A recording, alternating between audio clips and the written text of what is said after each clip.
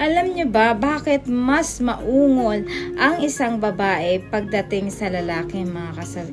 Kasi ang mga kalalakihan ay bibihira naman ito na nauungol kapag once na sila nakipagbakbakan sa kanilang mga asawa or jowa. Hindi kagaya ng mga kababaihan na talagang mas maungol ito pagdating sa pakikipaghana-hana, mga kasawi. Dahil kasi mas nailalabas ng isang babae ang sobrang sarap kapag nasasarapan sila, ay doon nila nalalabas ang kanilang sarap kapag nauungol sila. Kasi bibihira sa mga kababaihan na hindi nauungol, mga kasawi.